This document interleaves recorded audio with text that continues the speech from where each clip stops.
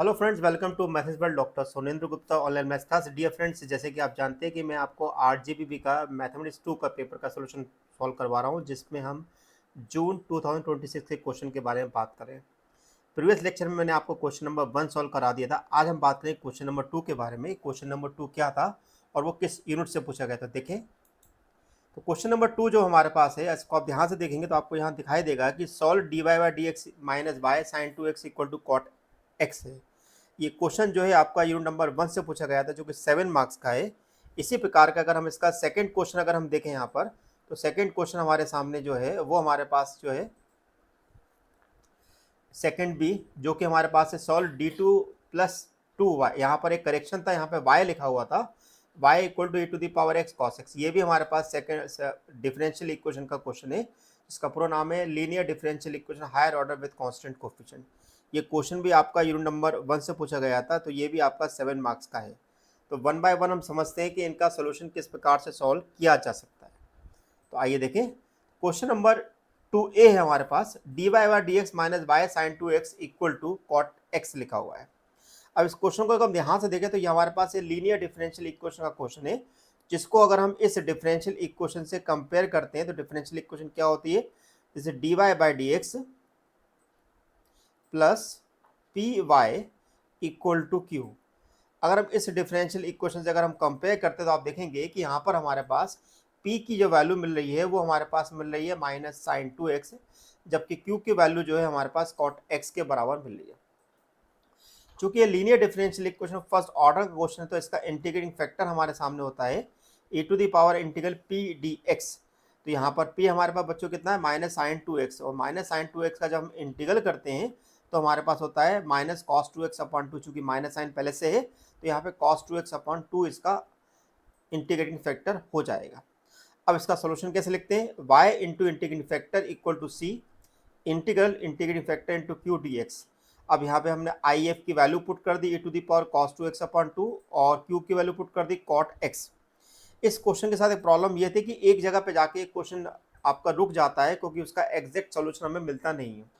तो देखिए हम ट्राई करते हैं। तो यहाँ पर हम कॉट एक्स को यहाँ पर लिख सकते हैं cos X upon sine x, कुछ हमने इस प्रकार से लिख दिया। और कॉस 2x को लिख सकते हैं 1 minus two sign square X. अब इसमें हम ई टू दी पावर 1/2 को हम ज़्यादा से ज़्यादा बाहर निकाल सकते हैं। ई टू दी पावर 1/2 हमारे पास बाहर निकल जाएगा और अंदर हमारे पास बचेगा e to the power minus sine square X. अब यहाँ पर cos X upon sine X हम ज़्यादा से ज़्यादा यहाँ पर ये कर सकते हैं कि भाई हम साइन एक्स को यहाँ पर टी मान लें। साइन एक्स को अगर यहाँ पर टी मान लेते हैं तो हमारे पास D T equal to cos X मिल जाएगा। यानी कि हम इस टर्म को ज़्यादा से ज़्यादा हम क्या लिख सकते हैं, हम डी टी लिख सकते हैं, और नीचे हमारे पास जो साइन एक्स है उसको हम टी लिख सकते हैं। अब यहाँ पर ये वाला पोर्शन जो हमारे पास है, ये एक ऐसा जो हमारे पास इंटीग्रेट नहीं हो पाता, यानी कि इसका एग्जैक्ट सॉल्यूशन एग्जिस्ट नहीं करता है। तो आप अगर यहाँ तक भी अगर इस क्वेश्चन को सॉल्व करके लिख के आते हैं तो आपको फुल मार्क्स मिल जाएंगे। आइए सेकंड क्वेश्चन देखिए हम, d two plus y equal to e to the power x cos x. अब हमारे पास है d two plus two y equal to e to the power x cos x है। तो यदि हमारे पास इस क्वेश्चन को देखेंगे तो ये क्वेश्चन हमारे पास linear differential equation higher order with constant coefficient का है। तो इसकी ऑक्सिलरी इक्वेशन हमारे सामने क्या होगी, तो इसकी ऑक्सिलरी इक्वेशन बच्चों हमारे सामने आएगी, this is auxiliary equation m square plus 2 equal to 0। तो हम इसको क्या लिख देंगे यहाँ पर, this is m square equal to minus 2।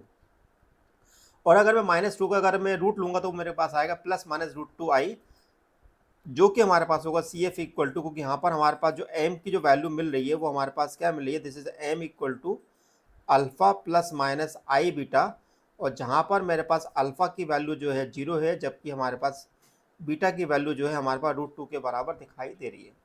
तो अकॉर्डिंग टू दिस हमारे पास रूल होता है e to the power alpha X C 1 cos beta X plus C 2 sine beta X. चूँकि अल्फा की वैल्यू मेरे पास 0 है तो ये मेरे पास बन जाएगा केवल सी 1 cos root x plus C 2 sign root 2x। अब पी आई की बात करते हैं। तो पी आई हमारे पास है 1/d² plus 2 e to the power x into cos x.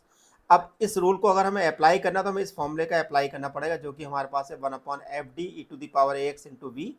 इसमें हम e to the power x को हम यहाँ पर बाहर निकाल लेते हैं, जो कि हमारे पास होता है e to the power X 1/fd plus A. यानी कि हम जो भी x का कोफिशिएंट होता है वहाँ पर d को हम d प्लस ए से रिप्लेस कर देते हैं। जैसे कि आप यहाँ पर देखेंगे e to the power x है और e to the power x के अंदर हम इसको लिख सकते हैं 1 इंटू एक्स, यानी कि हमारे पास a की वैल्यू जो है 1 के बराबर है। तो क्या मिलेगा मुझे e to the power x d plus 1 का होल स्क्वायर प्लस 2, तो d प्लस 1 का होल स्क्वायर को अगर हम ओपन करेंगे तो D square plus 2d plus 3 के बराबर हमें मिल जाएगा। अब यहाँ पर हमें cos x का फॉर्मूला अप्लाई करना, चूंकि cos x में हमारे पास जो एंगल जो है 1 है, तो इसका मतलब है कि जहाँ पर भी हमारे पास डी स्क्वायर है वहाँ पर हम -1 स्क्वायर रख देंगे। एक बात का ध्यान रखना है, ये वैल्यू हमारे पास 0 के इक्वल नहीं होना चाहिए। आप देख भी रहे कि अगर मैं डी स्क्वायर को -1 स्क्वायर से रिप्लेस करूँगा तो मेरे पास एफ ऑफ -1 स्क्वायर की वैल्यू 0 नहीं बनेगी। अब -1 स्क्वायर का मतलब कितना है, -1, और -1 प्लस 3 कितना हमारे पास हो जाएगा, +2। तो मेरे पास कितना आ जाएगा 2d प्लस 2। 2d प्लस 2 से मैंने 2 को बाहर निकाल दिया, अंदर बचेगा d प्लस 1। तो हम इस d प्लस 1 को हम यहाँ पर कर देते हैं रैशनलाइज। क्या कर देते हैं, रैशनलाइज कर देते हैं। तो रैशनलाइज करेंगे तो हमारे पास क्या मिलेगा, 1/d plus 1 d minus 1 d minus 1। तो यहाँ पर d प्लस 1 और d माइनस 1 हमारे पास बन जाएंगे d स्क्वायर माइनस 1। अब हम डी स्क्वायर माइनस 1 को हम पहले अप्लाई करेंगे, तो हमारे पास डी स्क्वायर माइनस 1 को अप्लाई करेंगे तो हमने डी स्क्वायर की जगह -1 स्क्वायर को सब्स्टिट्यूट कर दिया। तो -1 स्क्वायर -1 कितने के बराबर मिलेगा, -2, और इस -2 को जब मैं इस 2 से मल्टीप्लाई करूँ कितना मिलेगा, -4।